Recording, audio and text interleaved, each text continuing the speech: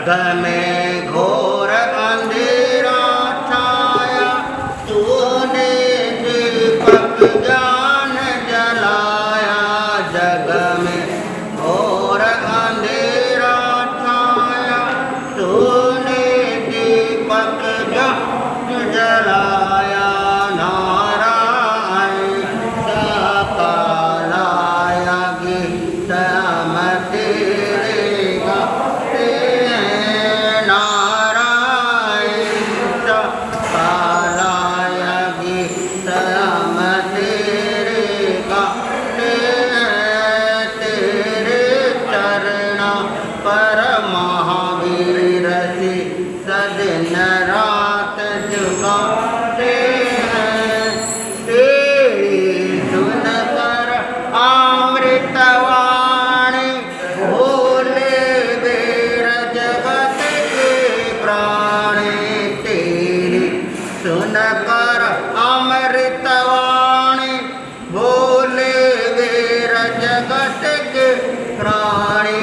जय जय करते जग के प्राणी, गीत हम तेरे गाते हैं। तेरे चरणों पर महावीर से सदिन रात जुगाते हैं। तेरे चरणों पर महावीर से सदिन रात जुगाते हैं। श्रीणवेशर संभव साम, सुबधि धर्म शांति अभिराम। अनंत सुरत नमिनाथ सुजान, श्री जिनवर मुझ करो कल्याण। श्री जिनवर मुझ करो कल्याण। अजित नाथ चंदारव धीर, काजीधर सोपास गंभीर। विमल नाथ विमल जग जान, श्री जिनवर मुझे करो कल्याण। श्री जिनवर मुझे करो कल्याण। मल्लिनाथ जिन मंगल रूप, धनुष पचीस सुंदर स्वरूप। श्री हरनाथ नमो वर्धमान, श्री जिनवर मुझे करो कल्याण। श्री जिनवर मुझे करो कल्याण। सुमति पद्म प्रभु अवतन, सुबास कोच शीतल श्रेयंस। पंतु पार्थ अभिनंदन घान, श्री जिनवर मुझे करो कल्याण। श्री जिनवर मुझे करो कल्याण। जिन पर जिनवर समारिये, सुख दारिद्र विघ्न निवारिये। 25-65 परमाण, श्री जिनवर मुझे करो कल्याण। श्री जिनवर मुझे करो कल्याण। इम मणता दुख नहीं आवे कदा, जो नित्य पासे रखो सदा। धरिए पंच तनु मन ध्यान, श्री जिनवर मुझे करो कल्याण। श्री जिनवर मुझे करो कल्याण। श्री जिनवर नाम वांछित मिले, मन वांछित सब आशा भले। धर्म सिंह मुनि नाम निधान, श्री जिनवर मुझे करो कल्याण। श्री जिनवर मुझे करो कल्याण। हाथ बढ़ाओ। सभा सुगमा व सभान श्रेष्ठा, सभाओं में सर्वश्रेष्ठ ऐसी सुधर्म सभा में विराजित प्रिय धर्म प्रेमी सावक साधिकाओं, सुशील माताओं, धर्म प्रेमी भाइयों बहनों। लोगस्व उद्योग करे धर्मचर्य में लोक में जिन्होंने उद्योग किया, धर्म रूपी तीर्थ की स्थापना की, ऐसे चरम तीर्थ ज्ञात पुत्र जिन शासन नायक श्रमण भगवान वीर वर्तमान श्री महावीर स्वामी जी का आपके और हमारे ऊपर अनंत अनंत उपकार है। सब जगत जीव रखंड ठाए पावन भगवान सुकरियम। परमात्मा महावीर स्वामी ने जगत के सभी जीवों पर अनंत दया और करुणा की, और ये आनंद और मंगल का मार्ग, ये सुख शांति और समाधि का मार्ग, ये हमारी आत्मा के लिए हित का मार्ग, ये प्रकाश का मार्ग, ये श्रवण से श्रमण बनने का मार्ग और श्रवण से श्रमण भगवान महावीर बनने का मार्ग। ऐसा मार्ग परमात्मा ने सुकह्यम यानी अच्छी तरह कथित किया, क्योंकि अपने आचरण से उपदेश दिया।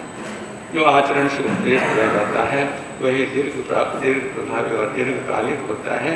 और इसलिए आचरण के संदर्भ में प्रतिदिन जो है मंगलाचरण के रूप में आप परमात्मा की वह अद्वितीय अनुपम अनमोल वाणी श्रवण कर रहे हैं। पढ़ंते नरे घोरे जे नरा भाव कारणम दिवम च गयम गच्छन्ति चरित्र धर्मार्यम। इस नर भव को पाकर जो है जो घोर पाप के काम करता है वो नरक आदि दुर्गतियों में पड़ जाते हैं।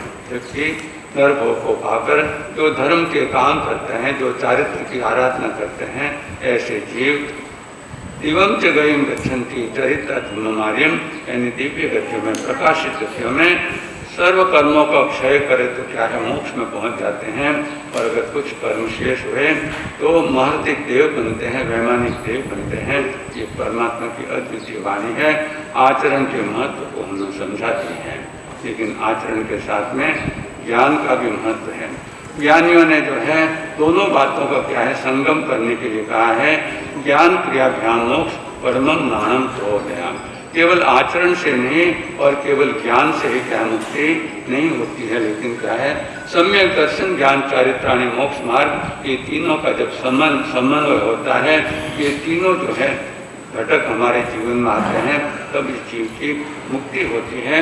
और इसके लिए ज्ञानी एक बहुत सुंदर रूपक फरमाते हैं कि एक बार की बात है कि जंगल में आग लग गई। जंगल में आग लग गई, दावानल लग गया और उसमें एक अंधा और एक लंगड़ा, एक अंधा और एक लंगड़ा जो है वे भटक रहे थे। अब अंधे को क्या है दिखता नहीं है, अब आग लगी है कहाँ भागना, जीव बचाने के लिए कहाँ भागो, वो उसको दिखता नहीं है, कहाँ भागेगा। और जो लंगड़ा है वो देखता है देखता लेकिन भाग नहीं सकता है ना। वो देख रहा है कि आग लग रही है और आग मेरी तरफ आ रही है ना, तो लेकिन भाग कर जाऊं का भाग नहीं सकता है, पाँव नहीं है उसके, है ना। तब क्या है समझदारी की बात तो तभी होती है कि जो है जो अंधा और लंगड़ा दोनों क्या है मिल जाते हैं।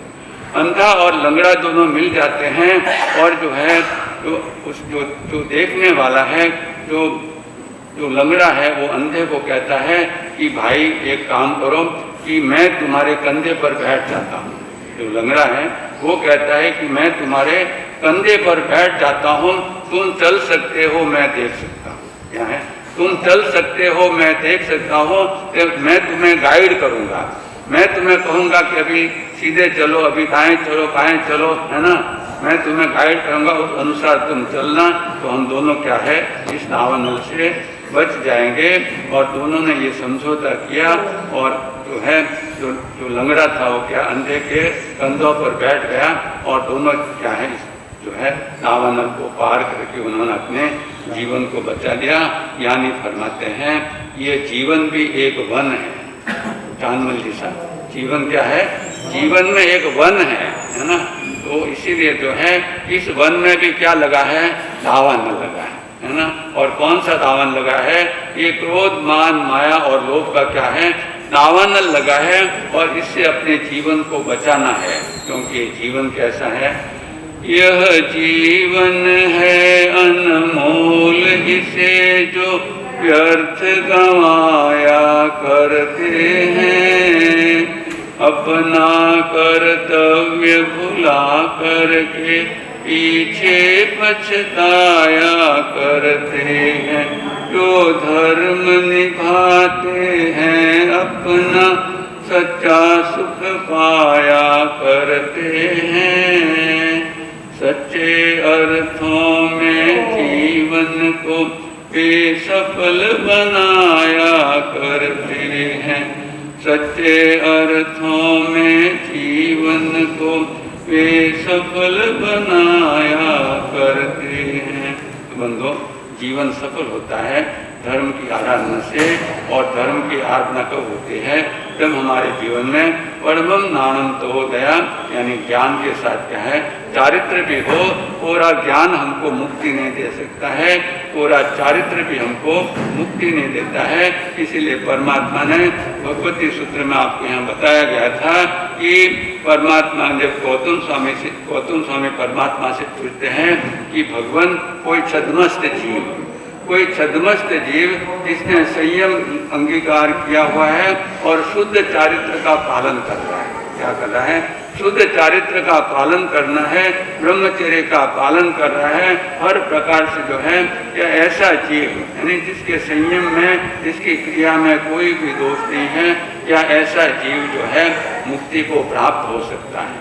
क्या ऐसा जीव मुक्ति को प्राप्त हो सकता है क्या जो पूर्ण रूप से संयम का पालन करता है? जिसको हम कहते हैं 100%, जिसके संयम में किसी प्रकार की भूल नहीं है, 5 महाव्रत है, 5 समिति है, 5 और 3 गुप्ती है, रात्रि भोजन का त्याग है, ब्रह्मचर्य का सेवन है, हर प्रकार से निर्गुण प्रवचन में श्रद्धा भी है, हर प्रकार से है। तो क्या वो जीव सिद्ध बुद्ध और मुक्त बन सकता है? यावत परिनिर्वाण को प्राप्त करके क्या सभी दुखों का अंत कर सकता है ना? क्या कभी आपके मन में ऐसा प्रश्न आया? गौतम स्वामी के मन में कैसे कैसे प्रश्न आए, वो अगर हम भगवती सूत्र में देखेंगे तो हमारा दिमाग काम नहीं करेगा कि कैसे कैसे प्रश्न पूछते हैं भगवान को, है ना? तो कभी आपके और हमारे मन में ऐसा प्रश्न आया कि ऐसा जीव जो है दीक्षा ली हुई है और इस प्रकार का संयम पालन करना है, क्या वो सिद्ध बुद्ध और मुक्त हो सकता है, परिनिर्वाण को प्राप्त करके सभी दुखों का अंत कर सकता है? तो परमात्मा समझते हैं गोएमा नो इनट्ठे समट्ठे। क्या समझते हैं? नो इनट्ठे समट्ठे के गौतम ये अर्थ समर्थ नहीं है। क्या कहते हैं? ये अर्थ समर्थ नहीं है, यानी ऐसा नहीं हो सकता है। तो परमात्मा से पूछते हैं से केनठ्यम भनते ये क्यों, ऐसा क्यों कहा गया है?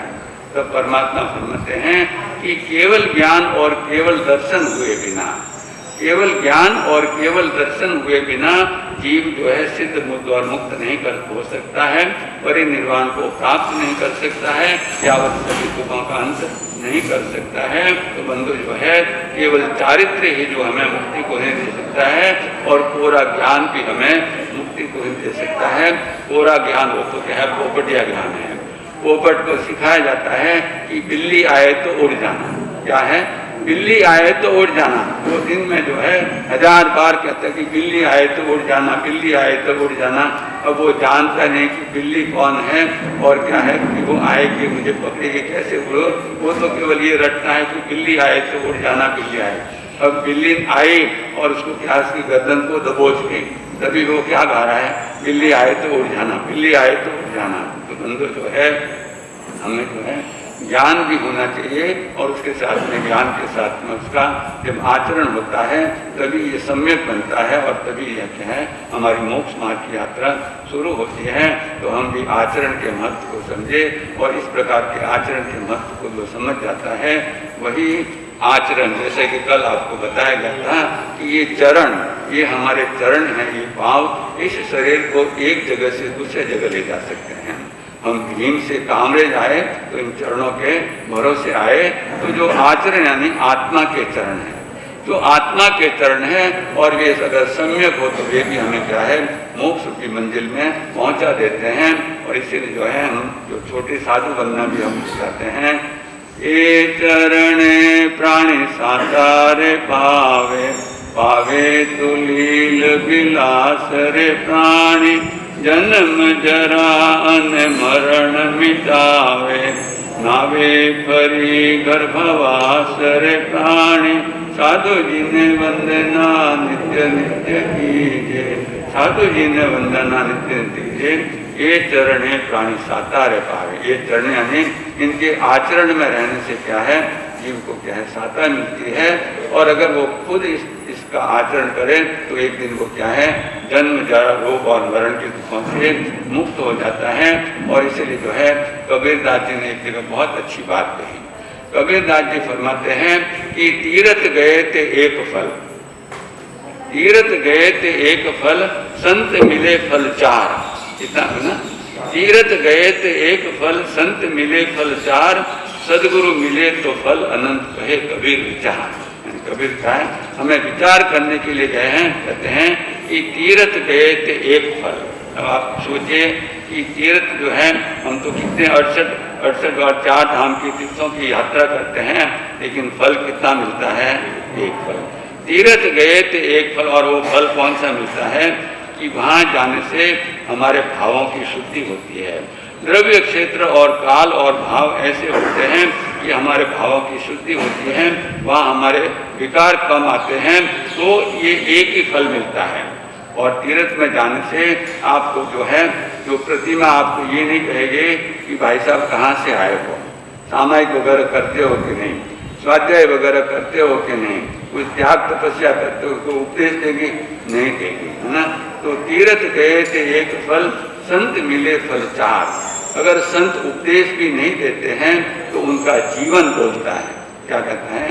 इसलिए जब महात्मा गांधी जी को एक युवक ने पूछा कि गांधी जी, बापू जी, मुझे कुछ उपदेश दीजिए, है ना, मुझे कुछ जो है आप संदेश दीजिए, तो गांधी जी ने एक ही बात कही कि my life is my message, मेरा जीवन ही मेरा संदेश है। तो संतों का जीवन ही क्या है? उनका संदेश है। तो तीर्थ गए थे एक फल, संत मिले फल चार। संत मिले तो 4 गुना फल मिलता है, क्योंकि अगर वो कोई उपदेश भी नहीं देते हैं तो हम उनको देखकर सोचते हैं कि धन्य है ये महापुरुष, जिन्होंने क्या है कि उन्होंने जो है उन्होंने युवानी में दीक्षा ले ली, संसार को असार समझकर क्या है छोड़ दिया, और क्या है इस अध्यात्म के मार्ग पर आगे। धन्य है इनका जीवन। तो हमें भी अपने जीवन में उनके चारित्र से प्रेरणा लेने का जो है अवसर प्राप्त होता है। तो तीर्थ गए थे एक फल, संत मिले फल चार, सदगुरु मिले तो फल अनंत। अनंत फल कौन सा है? जो अनंत अव्ययबाद सुख की प्राप्ति है, वही जो है वही उसका सदगुरु का जो है फल है।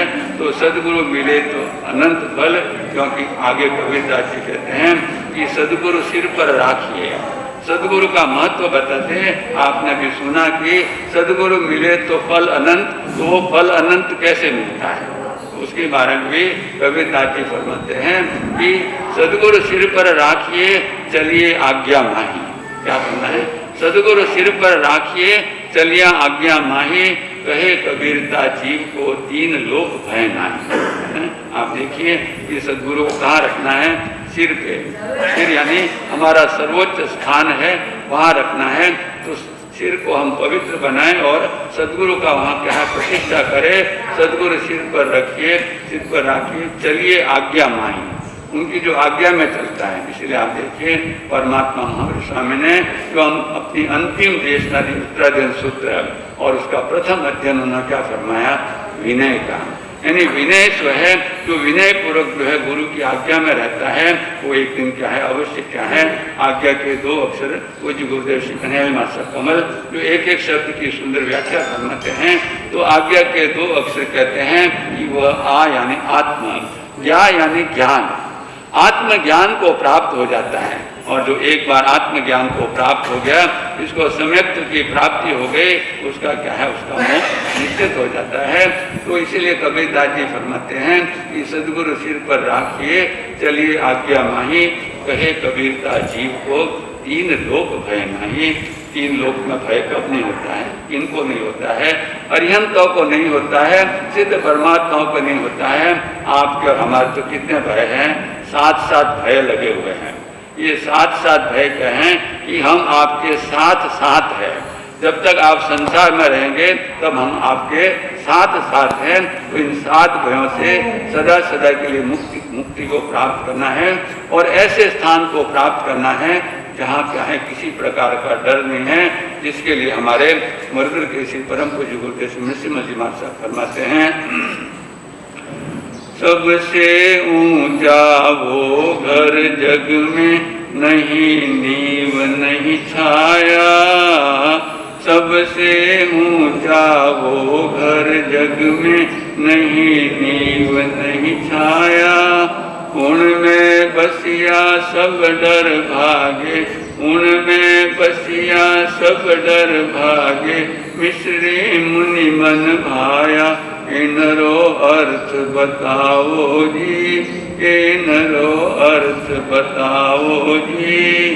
सहजा तमरो सुंदर मार्ग सही दर्शाओ जी। सबसे ऊंचा हो हर जग में, नहीं नींव नहीं छाया, है ना, और उनमें बसिया सब डर भागे, सब डर से क्या है, सब डर भाग के चले जाते हैं। तो ऐसे स्थान को प्राप्त करने के लिए कबीरदास जी कहते कि सदगुरु सिर पर राखिए चलिए आज्ञा माही, कहे कबीरदास जीव को तीन लोक भयनाई। तो बंधु ये क्या है, ज्ञान की प्राप्ति हमें विनय से होती है, और गुरुओं का विनय करते हैं तो क्या है, हमें मोक्ष के मार्ग की प्राप्ति होती है। तो इस बात को जानकर हम क्या है, ज्ञान पूर्वक क्या करें, चारित्र का आचरण करें। लेकिन जब तक हमको ऐसा ज्ञान नहीं होता है तब तक भी आचरण तो हमको करते ही रहना चाहिए। क्या है, आचरण में कमी नहीं आनी चाहिए, क्योंकि एक बार आचरण में कमी आ गई, क्योंकि ये जो हमारा जो आचरण है वही हमारे संस्कार बनते हैं, और वही हमारे क्या है, जीवन को आगे ले जाने वाले हैं। और आचरण करते करते समझ की भी हमें प्राप्ति हो जाती है। तो इसलिए आपके यहाँ कई बार कहा भी गया है कि what I here I forget, मैं जो सुनता हूँ वो भूल जाता हूँ। What I C I remember, मैं जो देखता हूँ उसको याद रखता हूँ। But what I do I understand, मैं जो करता हूँ उसको क्या करता हूँ, समझ जाता हूँ। तो हमें भी आचरण इसीलिए करना है कि हम उसको समझें, और समझ पूर्वक जो आचरण करता है वही अपने जीवन का क्या करता है, कल्याण कर पाता है। तो अपने यहाँ बात चले थे, ये चातुर्मास जो है ये धर्म की आराधना की सीजन है, ये सीजन है। और देखते देखते क्या है, 2.5 महीने, है ना, 2.5 महीने, यानी कल अमावस है और चातुर्मास के 2.5 महीने। अब हम महीने नहीं गिनेंगे, अब क्या गिनेंगे, अब पक्ष गिनेंगे। अब तो कितने रह गए हैं, 3 पक्ष रह गए हैं, है ना। तो 4 महीने की जो चांदनी थी वो भी क्या है, धीरे धीरे पूरी हो जाएगी। तो अब तो पक्ष गिनेंगे, इसके लिए है बहुत गई थोड़ी रही, तो उसमें भी हम क्या करके धर्म की आराधना करके अपने जीवन को क्या करें, हम जीवन को पवित्र बना ले। दिवम च गयम गच्छन्ति चरित्र धर्ममार्यम, जो धर्म की आराधना करता है, चारित्र की आराधना करता है, उसका जीवन क्या है, सफल हो जाता है, दिव्य गतियों में जाता है। तो आप सुन रहे हैं कि चारित्र शब्द की व्याख्या आप सुन रहे थे कुछ दिनों से कि पूज्य गुरुदेव श्री कन्हैया मास्टर कमल जो एक एक शब्द की सुंदर व्याख्या फरमाते हैं। तो उनके शब्दों में कहें तो चारित्र के 3 अक्षर हमें प्रेरणा देते हैं कि चा यानी 4, चा यानी 4, और रे यानी रिपु है, दुश्मन है हमारे, उनसे त्र यानी त्राण, यानी उनसे रक्षा सुरक्षा को प्राप्त करने के लिए ये चारित्र है।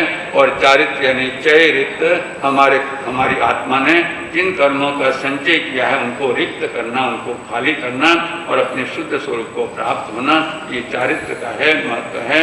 और तीसरे अर्थ में आप सुन रहे हैं कि चारित्र में 4 इत्र होते हैं, चारित्र में 4 इत्र होते हैं। उसमें पहला इत्र जो आपने सुना कि जो चारित्रवान आत्मा होता है वो क्या है, अनुकरणीय और अनुसरणीय होता है। महाजनों गत ये न सपंथा, महाजन जिस रास्ते पर चले जाते हैं तो लोग उनका क्या करते हैं, अनुकरण और अनुसरण करते हैं। तो अनुकरणीय और अनुसरणीय होता है। और दूसरे नंबर पे आपने सुना कि चारित्रवान आत्मा विश्वसनीय होता है ना। विश्वसनीय होता है तो व्यक्ति अविश्वसनीय कब बनता है, व्यक्ति अविश्वसनीय कब बनता है, तो उसके बारे में परमात्मा ने गाथा में फरमाया है कि मूसा वायो लोगम में सब साहुए गर्ह्यो अविश्वासो ये भूयाणम तमा मौसम विवच्चे। परमात्मा फरमाते हैं कि मृषावाद, ये झूठ बोलना ही क्या है, हमको अविश्वसनीय बनाता है ना। और आपने उसको कथा भी सुनी थी। अब आप देखिए कि मृषावाद कितना बड़ा पाप है कि उसके लिए क्या है, 2 जगह ये बात आती है। 18 पापों में 2 जगह मृषावाद का आता है। एक तो दूसरे नंबर पे सबसे पहले प्राणतिपात, दूसरे नंबर पे मृषावाद। और आपने 17वां पाप देखिए तो कौन सा है, माया मृषावाद। यानी माया पूर्वक जो है मृषावाद, यानी झूठ बोलना। तो ये मृषावाद जो है कितना जो है हमारे लिए खतरनाक है, डेंजरस है। कि परमात्मा ने फरमाया कि ये जीव जो है अविश्वसनीय हो जाता है, कोई उसका क्या है विश्वास नहीं करता है। तो बंधु जो है ऐसे मिथ्यावाद से हमें बचना चाहिए और माया भी नहीं करनी चाहिए, क्योंकि ये तो और भी बड़ा पाप है माया पूर्वक। क्योंकि मिथ्यावाद में तो केवल झूठ ही बोलना है, लेकिन माया मिथ्यावाद में माया कषाय भी करना है और असत्य का भी सेवन करना है। तो उसका दुष्परिणाम कैसा होता है उसके बारे में महाभारत में एक बहुत सुंदर प्रसंग आता है कि महाभारत का युद्ध चल रहा था, कौरवों और पांडवों का क्या चल रहा था, युद्ध चल रहा था और बड़े बड़े महारथी हैं। आप देखिए कि पांडवों की तरफ तो क्या है श्री कृष्ण महाराज थे, सारथी थे। उन्होंने तो कहा मैं शस्त्र नहीं उठाऊंगा, मैं तो अर्जुन के रथ का सारथी बनूंगा और जो है युद्ध की जो रणनीति है उसमें तुमको सलाह दूंगा, मैं युद्ध नहीं करूंगा, है ना। तो उनके तरफ तो श्री कृष्ण थे, लेकिन इनके तरफ कितने थे महारथी क्या है, द्रोणाचार्य थे, विष्णु पिता कर्ण आदि कई महारथी थे। तो बात उस समय की है जब जो है द्रोणाचार्य को सेनापति बनाया गया। एक एक दिन का एक एक सेनापति बनाया जाता था, तो द्रोणाचार्य को सेनापति बनाया गया। अब वो लड़ रहा है, अब उसको मारा कैसे जाए, क्योंकि गुरु है सबके, 100 कौरवों के और 5 पांडवों के गुरु है। तो गुरु को कौन मारे और गुरु के सामने कौन लड़े, अब जो है दुविधा खड़ी हो गई। लेकिन श्री कृष्ण महाराज तो देखे, आप देखिए वासुदेव जो है रणनीति के कुशलकार, उन्होंने कहा कि इसका भी मेरे पास इलाज है।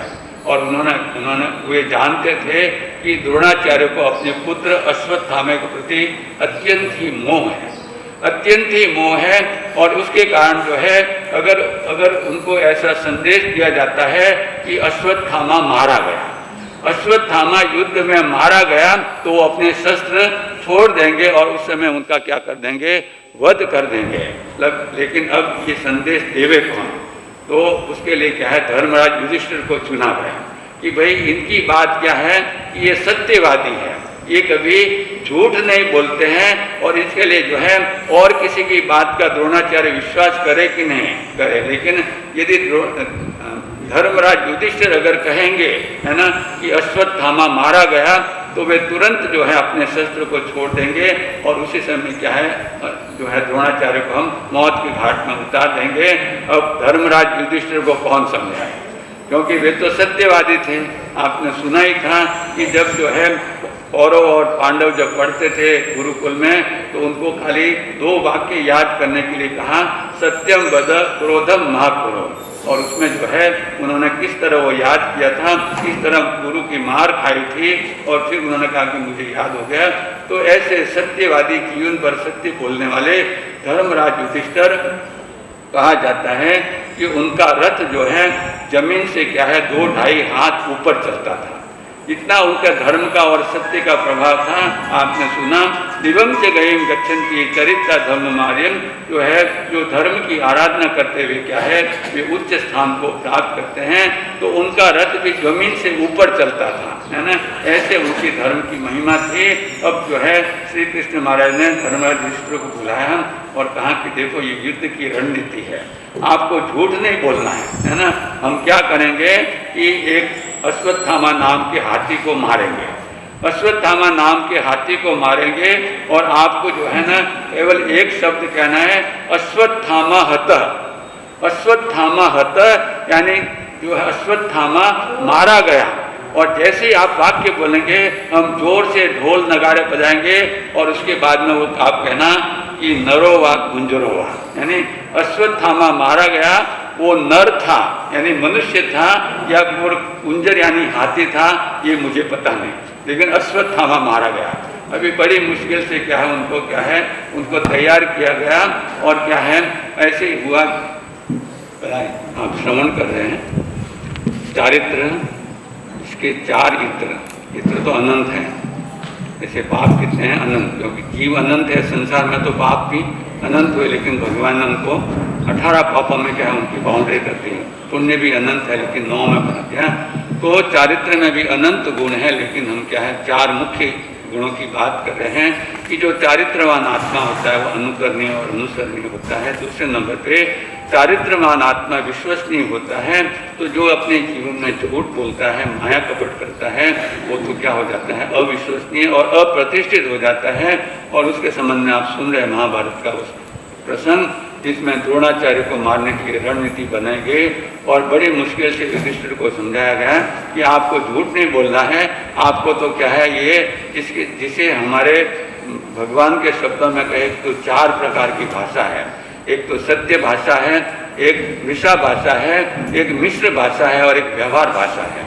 ये 4 प्रकार की भाषा है, जिसमें भगवान ने 2 प्रकार की भाषा हमको कहने की हम कह सकते हैं, उसमें कोई हमें पाप नहीं लगता है। लेकिन 2 प्रकार की भाषा जो है वो बोलने योग्य नहीं है, सत्य और व्यवहार भाषा। सत्य और व्यवहार भाषा बोलनी चाहिए और सत्य भी कैसा होना चाहिए, अकर्कश यानी कर्कश नहीं होना चाहिए, निर्वध्य होना चाहिए, जिससे किसी का घात नहीं हो। तो ऐसी जो है सत्य भाषा और व्यवहार भाषा। व्यवहार भाषा यानी कोई किसी को पूछते हैं कि भाई साहब कहाँ गए हैं, तो क्या कहें कि बम्बई में गए। अभी तो ट्रेन में बैठे हैं फिर भी क्या कहते हैं कि बम्बई गए हैं। तो ये व्यवहार भाषा, इसमें कोई दोष नहीं है। लेकिन मिश्राभात यानी झूठ बोलना और मिश्र भाषा, जिसमें न तो सत्य है और न असत्य है, दोनों का भेल सेल कर दिया है। तो ऐसी मिश्र भाषा, तो उन्होंने भी जो है कि धर्मराज युधिष्ठिर को कहा कि आपको तो यही कहना है कि अश्वत्थामा हत, आपको ऐसा कहना है कि अश्वत्थामा हत नरो वा कुंजरो वा, ये जब आप कहेंगे तो हम क्या है उस समय ढोल नगारे बजा देंगे। तो वो क्या है, वो तो द्रोणाचार्य सुन नहीं पाएगा। लेकिन जैसे वो सुनेगा आपके श्रीमुख से कि अश्वत्थामा हत, अश्वत्थामा मारा गया, तो उस समय क्या हो जाएगा कि हम उसका वध कर देंगे। तो बड़ी मुश्किल से क्या धर्मराज युधिष्ठिर को क्या किया गया, उनको समझाया गया। और अब ये रणनीति थी वो भी जानते थे, और उन्होंने इसी प्रकार का जो है कहा कि उन्होंने जैसे ये शब्द कहा कि अश्वत्थामा हत, है ना, कि अश्वत्थामा मारा गया, तो द्रोणाचार्य ने जैसे सुना उसने अपने क्या है शस्त्र डाल दिए। पुत्र का ऐसा मोह था। और उसी समय पांडवों ने क्या किया, ढोल जो है उनकी सेना ने ढोल नगाड़े बजाने शुरू किए कि वे अश्वत्थामा मारा गया, अश्वत्थामा मारा गया। और उस ढोल नगाड़ों की आवाज़ के बीच में क्या है धर्मराज युधिष्ठिर ने उन्होंने कहा कि नरो वा कुंजरो वा, वो नर था या कुंजर हाथी था वो मैं नहीं जानता। और जैसे ये मिश्र भाषा बोली तो उनका रथ जमीन पर चलता था नीचे आ गया। कहाँ गया, जमीन पर आ गया। तो ये बंधु किसका जो है दुष्प्रभाव है, ये जो है माया मृषावाद, माया पूर्वक उन्होंने झूठ बोला, क्योंकि वो भी जानते थे, वो भी जानते थे कि अगर नहीं जानते हो तो बात अलग है। वो भी तो जानते थे कि ये झूठ किस लिए बोलना है, कि द्रोणाचार्य को मारने के लिए बोल रहे हैं। वो तो हाथी मारा गया है, कोई नर तो मारा नहीं गया है। लेकिन ऐसा प्रकार की मिश्र भाषा बोलने के कारण क्या है, उनका रथ जो है जो ऊपर चलता था वो क्या है नीचे आ गया। तो बंधु ये चारित्र का दूसरा हित जो है कि हमें एक प्रेरणा देते हैं कि हम भी जीवन में क्या करें, सत्य पे। और आप देखिए महात्मा गांधी जी, जिन्होंने अपने बचपन में केवल एक नाटक देखा, पोरबंदर में जब बच्चे थे तो केवल एक नाटक देखा, और वो था सत्यवादी राजा हरिश्चंद्र। और उस नाटक का ऐसा उनके जीवन पर प्रभाव पड़ा कि उन्होंने संकल्प कर लिया कि मैं जीवन भर जो है सत्य बोलूँगा, सत्य के लिए जीऊँगा और सत्य के लिए मरूँगा। और इसीलिए उन्होंने अपनी जो आत्मकथा लिखी उसका नाम ही क्या रखा, सत्य ना प्रयोग, सत्य के प्रयोग। और उसमें उन्होंने जो है निष्ठापूर्वक सत्यपूर्वक जो भी घटना है उनके जीवन में जो भी जो है जो कुसंस्कार थे जो भी थे उन्होंने सत्यपूर्वक उनको लिखा है। तो ऐसे व्यक्ति जो है पूरे राष्ट्र में एक ही बापू हुए, है ना, राष्ट्रपिता जो तो एक ही हुए, और वो थे हमारे महात्मा गांधी। प्रभाव किसका था, तो सत्य था। तो ये चारित्रवान के दूसरे हित को जानकर हम भी जीवन में क्या है मिश्रावाद से, झूठ बोलने से बचे और सत्य के प्रति honesty is the best policy. और सांच को आँच नहीं, सांच को कभी भी आँच नहीं, इस बात को जानकर हम भी सत्य को अपने जीवन में प्रतिष्ठित करके अपने जीवन को धर्म में बनाएं, क्योंकि धर्म ही हमारे जीवन का कल्याण करने वाला है। याचे सुर तरु देत सुख चिंतित चिंता रहन, बिन याचे बिन चिंतिए धर्म सकल सुख देन। मैं करसूँ धर्म विचार, वो दिन कद होसी मारो सफल हुए अवतार वो दिन धन्य होते। तो अपने जीवन को अवतार पर सफल बनाने हम भी धर्म की आराधना में लग जाए इन शुभ मंगल भावों के साथ में। बोले भगवान महावीर स्वामी एवं आचार्य भगवान, उपाध्याय भगवान तथा समस्त उपकारी गुरु भगवंतों के चरण कमलों में हृदय की अनंत आस्थाओं के साथ कोटिशः वंदना अर्ज करने के पश्चात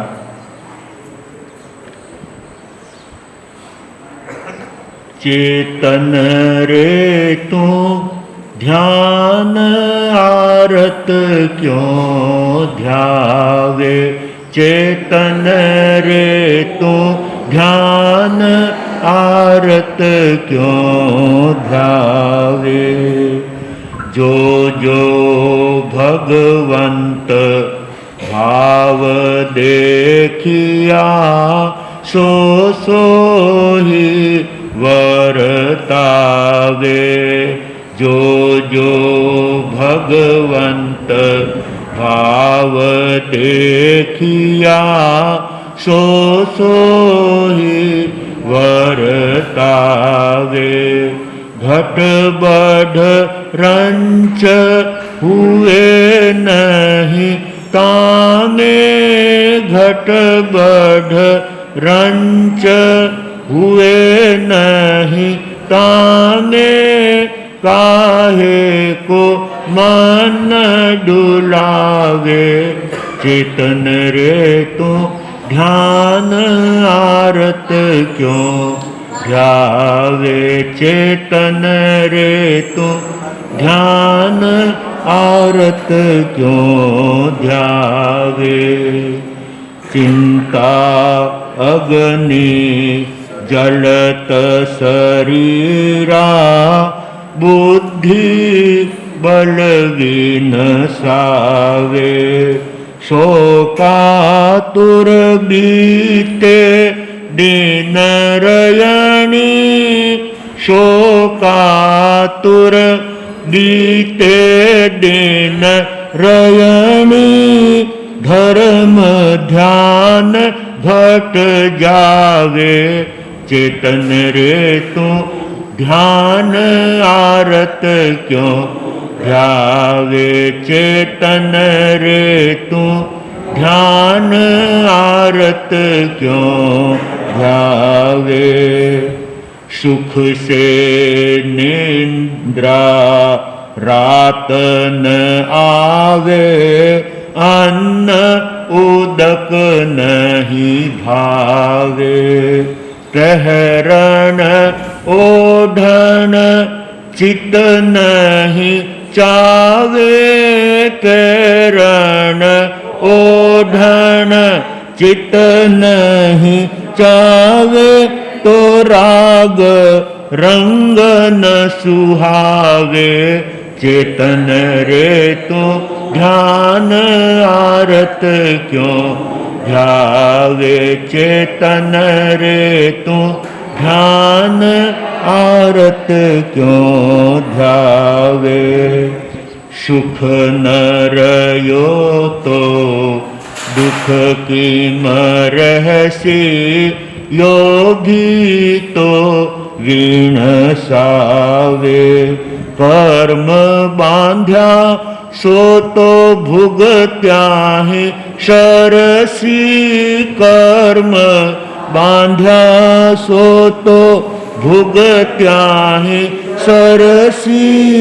क्यों आत्म ने दंडावे, चेतन रे तू ध्यान आरत क्यों ध्यावे। चेतन रे तू ध्यान आरत क्यों ध्यावे। दिन भुगत्या कबहू नहीं छूटे, अशुभ उदय जब आवे। साहूकार शिरोमणि सोही, साहूकार शिरोमणि सोही।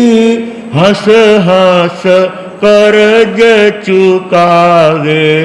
चेतन रे तू ध्यान आरत क्यों ध्यावे। चेतन रे तू प्रभु समरण और तपस्या करता। दुष्कृत रज झड़ जावे। प्रभु सुमिरन और तपस्या करता। दुष्कृत रज झड़ जावे। जेठ कहे समता रस पीता। जेठ कहे समता रस पीता। तुरंत ही आनंद आवे। चेतन रे तू ध्यान आरत क्यों ध्यावे। चेतन रे तू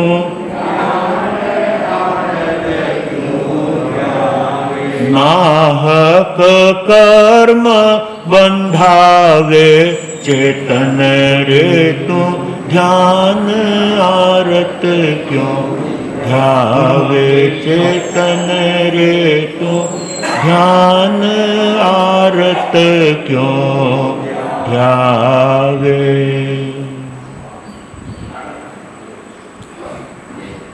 गुरु अमलेश कमल कन्हैया धर्म सभागार में उपस्थित समस्त धर्म प्रेमी सुज्ञ श्रोताओं, सुशील माताओं एवं बहनों, धर्म कथा हमारे जीवन में अनुपम आनंद और शांति प्रदान करने का कार्य करती है। जब जब धर्म कथा सुनने को मिले, समय निकाल करके ऐसी उत्तम धर्म कथा का लाभ अपने जीवन में ले लेना चाहिए। एक बार की धर्म कथा हमारे जीवन के भव के बंधनों को तोड़ने का कार्य कर सकती है। इतनी शक्ति और क्षमता एक धर्म कथा में है और इसीलिए परमात्मा ने 5 प्रकार के स्वाध्याय बताए हैं। वाचना, पूछना, पर्यटना, अनुप्रेक्षा और धर्म कथा। और यदि हम पश्चानुपूर्वी से लेते हैं तो धर्म कथा का नंबर सबसे पहला आता है। यदि व्यक्ति अपने जीवन को धर्म कथा से जोड़ने का कार्य करता है तो अपने जीवन में बहुत बड़ा लाभ प्राप्त करता है। परमात्मा की वाणी सुनना और अपने जीवन को धर्म मार्ग में लगाने का प्रयत्न करना, ये व्यक्ति का अपने आप में परस्कृत होने का श्रेष्ठतम कार्य है। अभी आप तत्व चिंतक श्री सागर मुनि जी महाराज साहब से सुन रहे थे, जिसमें 4 प्रकार की भाषा का आपके सामने विवेचन कर रहे थे। सत्य भाषा, असत्य भाषा, मिश्र भाषा, व्यवहार भाषा। 2 भाषा छोड़ने योग्य है और 2 भाषा बोलने योग्य है। सत्य भाषा और व्यवहार भाषा बोलने योग्य है।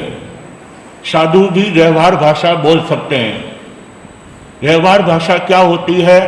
जैसे व्यवहार में एक शब्द कहा जाता है, गांव आ गया। व्यक्ति चलता चलता गांव की तरफ जाता है तो अशोक जी क्या आता है? गांव आता है या अपन जाते हैं? गांव तो जहाँ है वहीं पर है, लेकिन अपन चल करके आए हैं, पर बोला क्या जाता है कि गांव आ गया। ये एक व्यवहार भाषा है और ऐसी व्यवहार भाषा बोलने में परमात्मा ने कोई दोष नहीं बताया है। इसलिए व्यवहार भाषा साधु भी बोल सकता है, गृहस्थ भी बोल सकता है।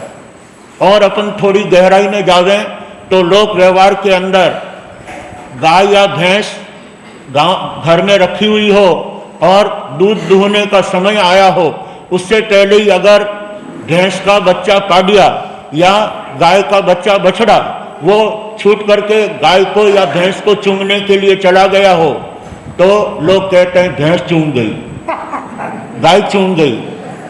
ऐसे ही बोलते हैं ना, या बछड़ा चूम गया ऐसे नहीं बोलते हैं, गाय चूम गई, भैंस चूम गई। वास्तव में चूंगा तो बछड़ा है या कादिया है, लेकिन लोग व्यवहार में ऐसा ही कहते हैं, भैंस चूम गई। ये व्यवहार भाषा है। तो व्यवहार भाषा बोलने योग्य है और सत्य भाषा तो बोलने योग्य है ही है। इसी तरह से हमारे यहाँ 4 प्रकार के ध्यान बताए हैं: आर्त ध्यान, रौद्र ध्यान, धर्म ध्यान और शुक्ल ध्यान।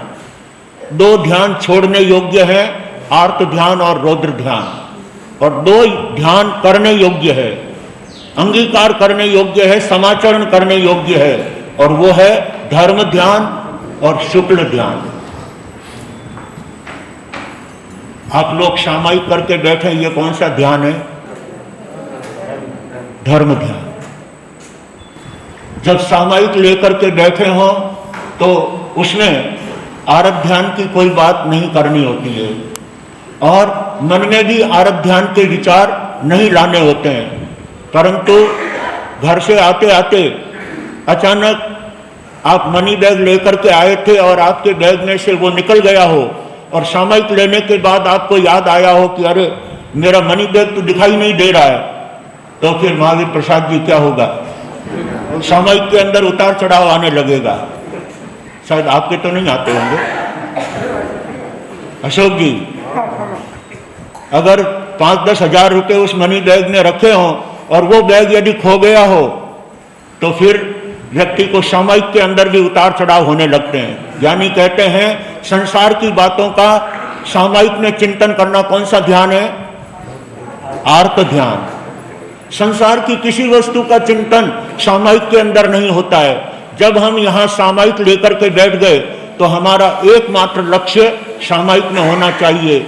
या तो स्वाध्याय करो, या उसमें आप कोई भी जो है प्रतिक्रमण करो, बोल थोकड़े चितारो, या अपना कोई भी अध्ययन करो, या फिर माड़ा फेरो, या प्रार्थना करो, या अनुपूर्वी गिनो। ये सब जो है धर्म ध्यान के अंतर्गत जाता है। आपकी सामायिक की शुद्ध आराधना होती है। लेकिन सामायिक के अंदर बैग खो गया, उसको लेकर के चिंता करे, अरे अब क्या होगा, अब वो कैसे मिलेगा, किसके पास मिलेगा, कौन उठा करके ले गया, कहाँ गिरा होगा, क्या हो गया होगा। सामायिक में 17 विचार आते हैं, कामरेज वालों को नहीं आते हैं। कामरेज वाले बहुत समझदार हैं, वो सामायिक करने के बाद फालतू की दूसरी कोई बातें ही नहीं करते हैं, अपने धर्म ध्यान में लगे रहते हैं, अपनी माला में लगे रहते हैं। हमारे भाई महेश जी हैं, वो सामायिक करने के समय केवल सामायिक के अंदर लक्ष्य रखेंगे। पोजीशन करने आए हैं तो गुरु भगवंतों के सानिध्य में बैठ करके धर्म ध्यान की आराधना करना है, फिर घर बार को याद करना, वो तो आरत ध्यान है। सामायिक करने के समय गुरु भगवंतों के चरणों में जाने के बाद हमें संसार की कोई भी बात याद नहीं करना चाहिए, केवल एक आत्मा की बात को याद रखना चाहिए, सामायिक को याद रखना चाहिए, स्वाध्याय को याद रखना चाहिए, परमात्मा की वाणी का ध्यान रखना चाहिए, और भजन स्तवन माला जप तप वो करना चाहिए। तो सामायिक का आनंद व्यक्ति को 100% मिलता है। परंतु अपने हाथों से कोई चीज अगर गुम गई हो और वो सामायिक में याद आती है, तो पता नहीं क्या क्या विचार सामायिक के अंदर व्यक्ति के उठते हैं। परंतु अभी जो भजन मैंने आपके सामने बोला, चेतन रे तू ध्यान आरत क्यों ध्यावे। जेठमल जी श्रावक थे, बहुत अच्छे सधे हुए श्रावक थे, ज्ञानी श्रावक थे, स्वाध्यायी श्रावक थे, और गुरु भगवंतों के प्रति अनुपम श्रद्धा और निष्ठा रखने वाले संत थे। आचार्य श्री जवाहरलाल जी महाराज साहब के प्रति, आचार्य श्री श्रीलाल जी महाराज साहब के प्रति अनन्य निष्ठा और श्रद्धा उनके जीवन में थी। दूसरे संततियों के प्रति भी बहुत अच्छी भक्ति रखते थे, लेकिन जिनसे उन्होंने धर्म का बोध पाया, ऐसे गुरुओं के प्रति बड़ी निष्ठा थी, और धर्म के मर्म को उन्होंने बहुत अच्छी तरह से समझा था। वे अपने जवाहरात के काम से दिल्ली गए, और जब रेलवे स्टेशन पर उतरे, टांगे में बैठ करके जहां धर्मशाला में जाके ठहरते थे, वहां सवेरे सवेरे के समय टांगा लेकर के धर्मशाला पर पहुंचे, धर्मशाला का व्यक्ति उनको जानता था, सेठ साहब पधार गए, उनके लिए योग्य रूम खोल दिया। सेठ साहब अपना सारा तांगे का सामान उतार करके रूम में ले जाते हैं और रूम में एक साइड में सामान रख देते हैं। और टीकमचंद जी, सामायिक का टाइम था, सवेरे सवेरे का समय सामायिक और धर्म ध्यान करने के लिए होता है, अपनी आत्मा का काम करने के लिए होता है। ब्रह्म मुहूर्त के अंदर किया गया धर्म आराधना का कार्य अपने जीवन में बहुत शांति और आनंद देने वाला होता है। सेठ साहब अपना सारा सामान एक साइड में रख देते हैं और सामायिक के साधन उठाते हैं। यथा योग्य स्थान देख करके पूंजनी से जगह पूंज करके आसन वहां पर बिछाते हैं और आसन बिछाने के बाद तिखुत्तों के पाठ से वो 3 बार उठ बैठ करके वंदना करते हैं। पहले देव गुरु को वंदन करना होता है और वंदना करने के बाद नवकार महामंत्र का स्मरण, इच्छा कारणम तसोत्तरी और कौशक पूरा होने के बाद कौशक शुद्धि का पाठ और कौशक शुद्धि के पाठ के बाद में लोगस का पाठ। 24 तीर्थंकर भगवान की जिसने स्तुति है, ऐसे लोगस के पाठ का उच्चारण किया जाता है और लोगस का पाठ होने पर व्यक्ति सामायिक ग्रहण करता है। करेनी धनते सामाय्यम सावज्यम जोगम पछप्थामी, जाव नियमम एक सामायिक उपरांत नहीं पालू वहाँ तक, पजवा सामी दूरीहम तीरीहेनम न करेनी न कारवेनी मनसा वैसा कायसा तस बनते पड़िक मामी निंदानी गर्यानी अपानम बोसिरा। श्रावक जी ने विधिवत सामायिक ली, कोई जल्दबाजी नहीं, आराम से सामायिक का पछाण लिया और सामायिक लेने के बाद फिर सिद्ध भगवान को और अनंत भगवान को नमोत्थुनम दिया जाता है। पूरे प्रतिक्रमण की एक सामायिक की विधि है, उस विधि के साथ उन्होंने नमोत्थुनम का पाठ बोला और हर कार्य विधि से होना चाहिए। विधि से कोई भी काम किया जाता है ना, उसका आनंद ही अलग होता है। शीरा बनाने की भी विधि होती है और वो विधि बहनों को पता है। अगर उस विधि से वो काम नहीं करे तो शीरा भी नहीं बन पाएगा। वैसे ही सामायिक तब बनती है जब हम सामायिक को विधिवत करते हैं। और जब सामायिक के लिए हम अपना आसन लेकर यहाँ आए हैं तो फिर जल्दबाजी किस बात की? हमारा जो भी समय जा रहा है वो सामायिक में जा रहा है, हमारा जो भी समय जा रहा है संवर में जा रहा है। हालांकि हमने पछखान नहीं लिए हैं, लेकिन मन से तो संकल्प करके आए हैं कि हमको यहाँ पर क्या करना है, सामायिक करना है। तो आप घर से सामायिक के भाव लेके रवाना हुए ना, आपका मीटर तो घर से ही चालू हो गया सामायिक का। केवल हम यहाँ पर द्रव्य से जब करेनी घंटे का पाठ उच्चारण करते हैं तब से सामायिक का काल माना जाता है, लेकिन सामायिक के भाव तो वहीं से चालू हो गए। हमारी जितनी भी धार्मिक क्रियाएं हैं वो भाव प्रधान है, सभी क्रियाएं भाव प्रधान है। अगर आप खाली जो है अनमने भाव से घर से रवाना हुए कि ठीक है सामायिक होगी तो कर लेंगे, नहीं तो कोई बात नहीं, अपन जाकर के ऐसे ही जाजम पर बैठ जाएंगे, ऐसी भावना से चलते हैं तो आपके सामायिक का मीटर चालू नहीं होता है। लेकिन मुझे सामायिक करना है, मैं वहां जाकर के सामायिक करूंगा, ऐसी भावना सामायिक के प्रति व्यक्ति के दिल में होती है, तब सामायिक का मीटर चालू होता है। भले ही आप करेनी घंटे का पाठ बोल करके सामायिक ले लो और फिर इधर उधर की गपशप करो, इधर उधर की बातें करो, थारी मारी करो, पंचायती करो, फोगट की संसार की बातें करो, तो करेनी घंटे का पाठ बोलने के बाद भी आपका सामायिक का मीटर चालू नहीं हुआ है। यदि हम सच्चे अर्थों में अपनी आत्मा के लिए सामायिक करना चाहते हैं, अपने जीवन के लिए सामायिक करना चाहते हैं, स्व के लिए धर्म आराधना करना चाहते हैं, तो फिर व्यक्ति को दूसरी कोई बातें सामायिक के अंदर नहीं करनी चाहिए, नहीं बोलनी चाहिए। एकमात्र सामायिक का लक्ष्य होना चाहिए और वो लक्ष्य जेठमल जी श्रावक का था। उन्होंने धर्मशाला में रुक करके विधिवत सामायिक के प्रत्याख्यान लिए, नमोत्थुनम दिया और सोचा कि अब किसी स्वाध्याय में लग जाता हूं। स्वाध्याय की बहुत रुचि थी उनको, बहुत उनको स्वाध्याय के प्रति लगाव था। हमेशा दसवें कालिक उत्तराध्ययन कई शास्त्रों का उनको बोध था, कंठस्थ था ज्ञान, और वे सामायिक के अंदर शास्त्रों की स्वाध्याय करते थे। कई बार बहुत ठोकरों को याद करते थे, उनको दोहराते थे, उनको रिवीजन करते थे। ऐसे वो अपनी सामायिक को धर्म ध्यान पूर्वक संपन्न करते थे। परंतु उस दिन कुछ और बात हो गई। बात ये हुई कि जब रेलवे स्टेशन से उतरे, तांगे में बैठे, सामान लेकर के धर्मशाला पर पहुंचे, बाकी सब सामान तो उन्होंने उतार लिया, लेकिन जो जवाहरात का बैग था वो तांगे में ही रह गया। और बाकी सामान उतार करके उन्होंने सामायिक के पछान ले लिए, और वो सामायिक के अंदर उनको जवाहरात के बैग की याद आई। अरे जवाहरात का बैग तो मोहनलाल जी कहाँ रह गया? तांगे में रह गया।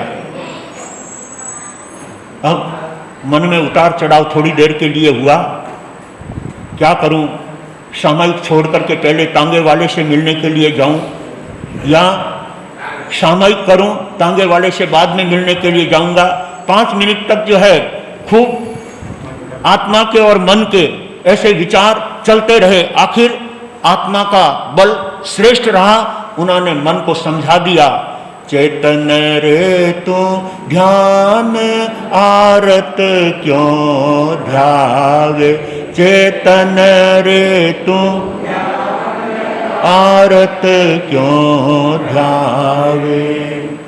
लाखों का जेवर था उसमें, लाखों का जवाहरात था, सोना चांदी नहीं, हीरे पन्ने माणक मोती वो भरे हुए थे उसमें। और जवाहरात का उनका बहुत बड़ा काम था, दिल्ली और जयपुर उनका लेन देन चलता था। ऐसे ही वो जेठमल जी सामायिक में बैठ करके बैग की याद आ जाने पर भी उन्होंने विचार कर लिया, बैग यदि मेरा होगा तो मैं सामायिक के बाद जाकर के तांगे वाले से मिलूंगा, परंतु मुझे अभी सामायिक करना है। उस जवाहरात से भी ज्यादा मूल्यवान अगर कोई वस्तु है तो वो सामायिक है। सामायिक से बढ़कर के जवाहरात नहीं हो सकता, सामायिक से बढ़कर के संसार की कोई भौतिक वस्तु नहीं हो सकती। हीरे पन्ने माणक मोती सारे के सारे वो सामायिक के पीछे है, सामायिक के सामने उसका कोई महत्व नहीं है। सामायिक करने वाला व्यक्ति सबसे बहुमूल्य अगर किसी वस्तु को मानता है तो वो है उसकी सामायिक। ऐसी सामायिक की भव्य आराधना करते हुए उन्होंने 7 चरण वाले 7 अंतरे वाला ये भजन जेठमल जी श्रावक का बनाया हुआ है, और अपने चेतन को समझाते हैं कि हे चेतन, किसी का नाम चेतन हो तो वो नहीं, सब चेतन हैं, आप और हम सब चेतन हैं। जितने भी आत्माएं हैं, जितने भी जीव हैं, वो सब क्या है? चेतन है। भाई चेतन जी नवलखा, उसका वो नामकरण चेतन किया हुआ है, बाकी हम सब चेतन हैं। इसलिए अपने चेतन को समझाते हुए, अपने मन को समझाते हुए जेठमल जी कहते हैं, चेतन रे तू ध्यान आरत क्यों ध्यावे, नाहक कर्म बंधावे। सामायिक के अंदर आर्त ध्यान करना ये तो कर्म बंध का कारण है। मैं सामायिक के अंदर कर्मों के बंधन को तोड़ने के लिए उपस्थित हुआ हूं। मेरी सामायिक कर्म बंधन को तोड़ने के लिए है, परंतु कर्म बंध बांधने के लिए नहीं। इसलिए वो अपने मन को समझाते हैं कि मैं अपनी पूरी सामायिक होने के बाद विधिवत सामायिक पाल करके अपने सामायिक के सारे उपकरण यथा योग्य समेट करके बैग में रख करके और यथास्थान रख करके फिर मैं बैग के लिए उस तांगे के पास तांगे वाले से मिलने जाऊंगा। ये व्यक्ति का विवेक है, ये व्यक्ति का उपयोग है।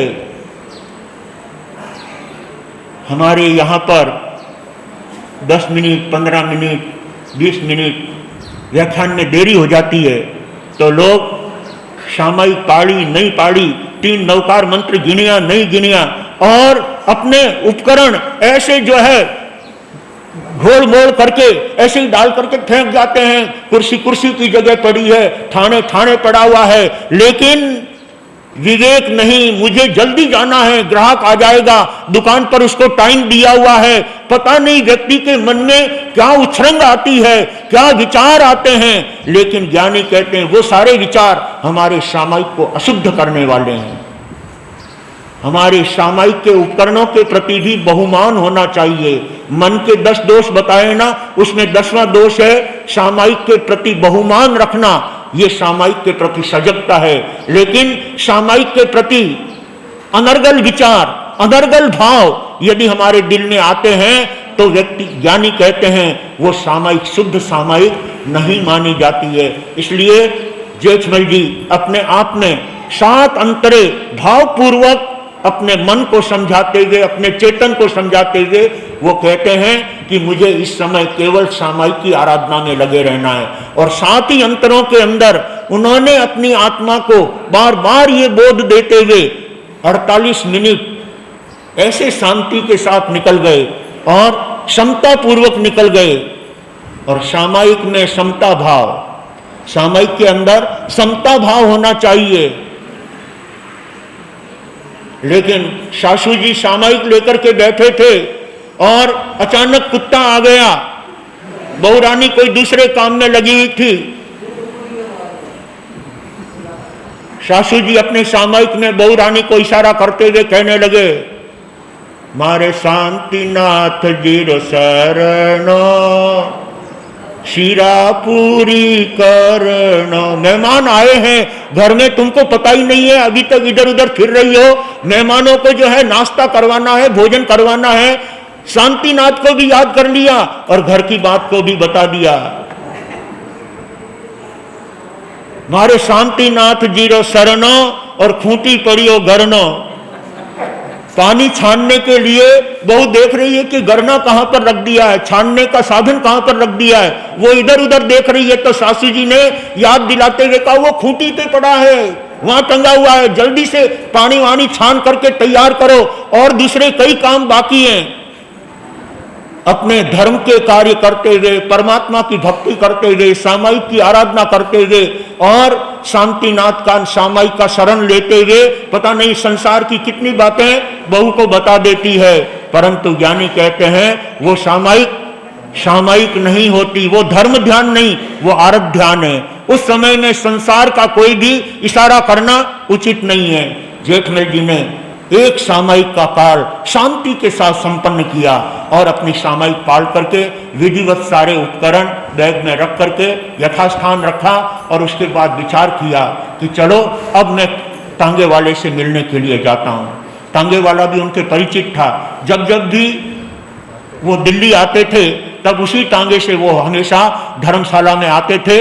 इसलिए टांगे वाला भी सेठ साहब को जानता था और सेठ साहब भी टांगे वाले को जानते थे।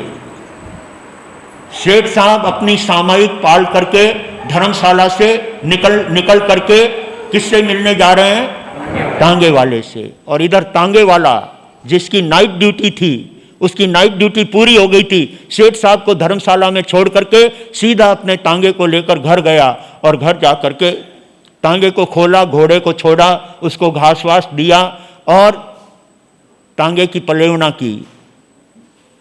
पलेवना जानते हैं ना? अपने सामायिक के उपकरण को प्रतिलेखन यानी देखना, ऐसे ही जो है घूंचा करके नहीं डाल देना उसको, लेकिन उसको व्यवस्थित घड़ी करके और फिर यथा योग्य पलेवना करके फिर रखना चाहिए। एक वो टांगे वाला बड़ा विवेकवान था, उपयोगवान था। उसने अपने टांगे की प्रतिलेखना की और प्रतिलेखना करते हुए तकिए के पीछे क्या रखा हुआ था? सेठ साहब का जवाहरात का बैग। वो बैग उनको प्राप्त हुआ। टांगे वाले ने विचार किया, ये तो सेठ साहब का बैग है, मुझे इससे क्या लेने देना, जिसकी संपत्ति है उसी को ले जा करके मुझे सौंप देना चाहिए। टांगे वाला वापिस घोड़े को टांगे में जोड़ता है और अपने टांगे को लेकर सीधा धर्मशाला पर पहुंचता है। इधर सेठ साहब धर्मशाला के रूम से बाहर निकल रहे हैं और उधर टांगे वाला सेठ साहब के सामने पहुंच जाता है बैग लेकर के। सेठ साहब, ये आपका बैग मेरे टांगे में रह गया था, आपको वापस लौटाने के लिए आया हूं। उसने खोल करके भी नहीं देखा कि इसमें क्या है और क्यों देखना। जिसकी वस्तु है उसी को देना। किसी की मालिकी की वस्तु है ये ज्ञात होने पर यदि उसको रखता है तो चोरी लगती है। उन्होंने तत्काल वो बैग सेठ साहब के हाथ में सौंप दिया। सेठ साहब भी देखते रह गए। यह है सामायिक का प्रभाव, यह है परमात्मा की भक्ति का प्रभाव मैंने भक्ति से परमात्मा को अपने दिल में बसाया, मैंने सामायिक भावना पूर्वक की, तो मेरी वस्तु वापस लौट करके मेरे पास आ गई। लेकिन उस तांगे वाले की ईमानदारी, प्रामाणिकता देख करके सेठ साहब को बड़ी खुशी होती है, और ऐसी खुशी में 1000 रुपये निकाल करके भी उसको देवे तो सेठ साहब को इसमें कोई रंज नहीं होता है। अपनी इच्छा से दे रहे हैं, अपनी भावना से दे रहे हैं, और ऐसी भावना से दी हुई वस्तु अगर तांगे वाला ले लेता है तो उसमें तांगे वाले का भी कोई दोष नहीं लगता, उसको भी किसी तरह का अपने जीवन में कोई अपराध नहीं माना जाता है। सेठ साहब इनाम के रूप में दे रहे हैं, पुरस्कार के रूप में दे रहे हैं, और मेरी ईमानदारी के कारण दे रहे हैं। सचमुच में बंधुओं, व्यक्ति को अपनी ईमानदारी पर, व्यक्ति को अपनी न्याय नीति पर थोड़ा तो मन में उसके प्रति लगाव होना चाहिए। और जहां ऐसा लगाव होता है, वास्तव में वहां अपनी वस्तु कहीं कोई जा नहीं सकती, अपनी है वो अपनी ही बन करके रहेगी। ये विश्वास जिसके दिल में रोम रोम में बसा हुआ होता है, वो अपनी धर्म साधना दिल पूर्वक करता है, भावना पूर्वक करता है। आइए भाग्यशालियों, हम जब भी सामायिक करें, हम जब भी माला फेरें, हम जब भी अनुपूर्वी करें, तो एकमात्र उसी में हमारा मन लगा हुआ होना चाहिए। इधर उधर कुछ भी हो रहा है उसे हमें देखने से क्या मतलब। हमें तो अपनी धार्मिक साधना करना है, हमें अपनी सामायिक की आराधना करना है। ऐसी सामायिक अपनी आत्मा को बहुत बड़ा लाभ देती है, अद्भुत सकून देती है, और आत्म शांति प्रदान करने वाली होती है। ऐसी आत्म शांति प्राप्त करने के लिए हमारे यहाँ पर श्रावक और श्राविकाओं में तपस्याओं की होड़ लगी हुई है। अब तक 16 मास खमन अपने यहाँ संपन्न हो गए हैं,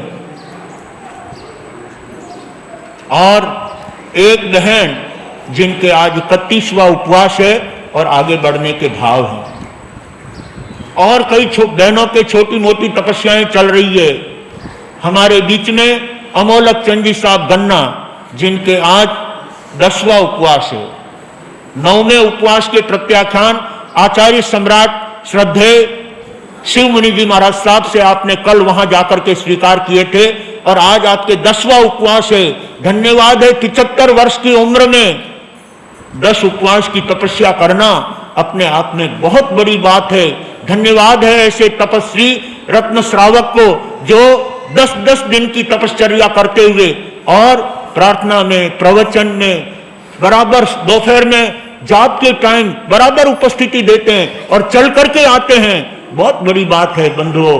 ऐसी उत्तम भावना, ऐसी श्रेष्ठ धर्म के प्रति भावना, संतों के प्रति भावना, परमात्मा के वाणी के प्रति आस्था के भाव जिसके मन में होते हैं, वो इस प्रकार की तप आराधना करते हैं। भाई अमोलक चंद जी साहब गन्ना, जिनके परिवार में पहले भी बड़ी बड़ी तपस्याएं हो गई है, और अब स्वयं अपने परिवार में तप की आराधना में लगे हुए हैं। आपके भाई उत्तम चंद जी साहब गन्ना, जो भीम से काफी अच्छा उनका संबंध है, भीम में अनेक उनके मिलने वाले रहते हैं। भाई अशोक जी पोखरना भीम से हमारे बीच आए हुए हैं। पिछले साल हमारा जब भीम चातुर्मास था, तो आप लगभग जहां तक भीम में रहते हुए प्रवचन में अपनी उपस्थिति देते थे, सामयिक के साथ प्रवचन का लाभ लेते थे। ऐसे श्रावक हमारे धर्म सभा में उपस्थित हैं। भाई रतनलाल जी 2 दिन से अपने यहाँ पर आए हुए हैं, क्योंकि डेरासरिया परिवार में कल एक मास खमन संपन्न हुआ। ऐसे अनेक मास खमन की तप की आराधना करके कांग्रेस संघ का गौरव बढ़ाने वाले सभी तपस्वियों को बहुत बहुत साधुवाद और धन्यवाद देता हूं। आइए हम अपने जीवन में ऐसे उत्तम तप की आराधना करते हुए अपने आत्मा को पावन और पवित्र बनाएंगे। जो भी धर्म क्रिया करो, दिल से करो, भावना से करो, मन से करो, उत्साह और उमंग से करो। और वो उत्साह और उमंग जब जीवन में आता है, तब बच्चे भी दौड़ दौड़ करके संतों की सेवा में आते हैं और धर्म वाणी का लाभ लेते हैं, प्रार्थना का लाभ लेते हैं, प्रभु भक्ति का लाभ लेते हैं और अपने जीवन को परम पावन बनाते हैं। तो आइए हम आज तपस्वियों के तप प्रत्याख्यान की तरफ जाते हुए भाई श्री अमोलक साहब गन्ना 10 उपवास के प्रत्याख्यान। अनंताय नमो संतान नमाय नमो वज्राय नमो लोहे ऐसो पंच नमो गाय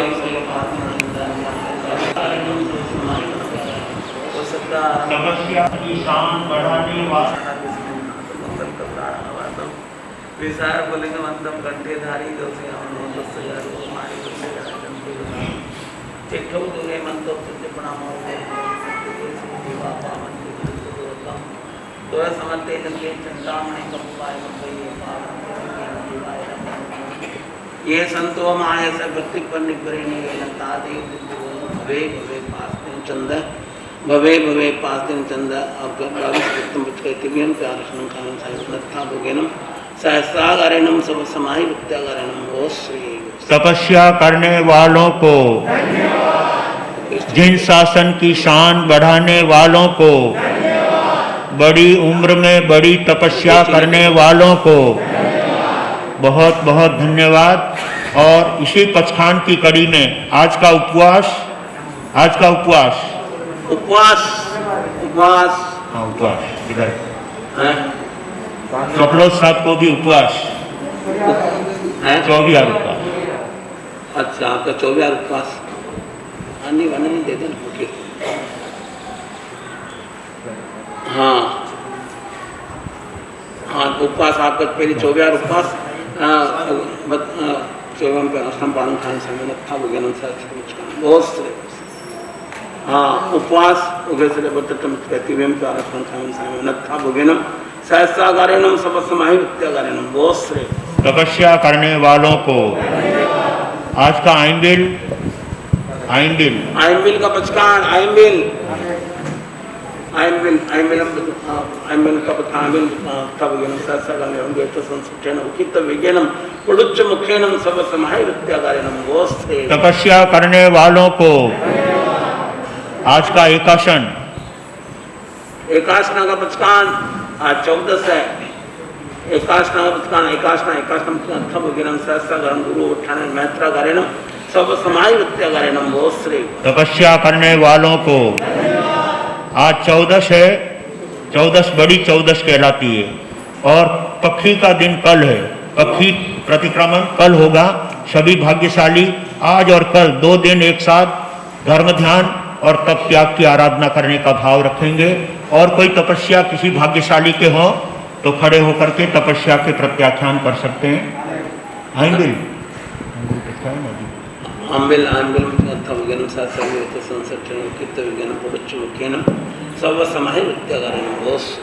बहुत बहुत धन्यवाद।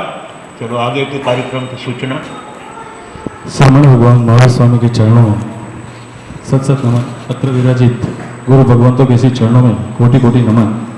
गुरु अम्बेश कमल कन्हैया सभागार में उपस्थित सभी धर्म प्रेमी बंधुओं, वरिष्ठ श्रावक श्राविकाओं एवं बाहर से पधारे हुए अतिथियों को कामरेसी संघ की ओर से मेरा सादर जय जिनेंद्र। बंधुओं, आज हमारे दोनों ही गुरुवर ने हमें अपनी अमृत वाणी से जो संबोधित किया उसमें 4 प्रकार की भाषा, सत्य भाषा, असत्य भाषा, मिश्र भाषा एवं व्यवहारिक भाषा और 4 प्रकार के ध्यान, आत्म ध्यान, धर्म ध्यान, रौद्र ध्यान और शुक्ल ध्यान और 5 प्रकार के ग्रंथ, वांचना, पूछना, प्रयत्न, अनुप्रेक्षा एवं धर्म ग्रंथ। इसके उपलक्ष्य में हमें विस्तृत जानकारी दी। आज हमारे इस गुरु अम्बेश कमल कन्हैया सभागार में उपस्थित मेहमानों और अतिथि देवो भव में मैं उनके श्री संघ की ओर से स्वागत के लिए मैं आमंत्रित करना चाहूँगा। आज के स्वागतकर्ता परिवार श्रीमान लक्ष्मी लाली शाह फुकरा जी साहब देरासरा परिवार आगे बढ़ा जाए और आज की हमारी धर्म सभा में उपस्थित महानुभावों के स्वागत में आप आगे बढ़ा रहे। अतिथि में मैं आमंत्रित करना चाहूँगा श्रीमान अशोक कुमार जी पोखरणा भीम से हमारे बीच आज की धर्म सभा में उपस्थित है। श्रीमान आप आगे बढ़ारे और आतिथ्य सत्कार का हमारा आप स्वीकार करें। स्वागत की इसी कड़ी में श्रीमान प्यारचंदी सा सियाल मुंबई सालोर से, श्रीमान प्यारचंदी सा सियाल मुंबई सालोर से आपका श्री संघ में बहुत बहुत हार्दिक स्वागत। आबादी आना आबाद प्यार चंदन आबाद इधर कैमरे में देख लेंगे।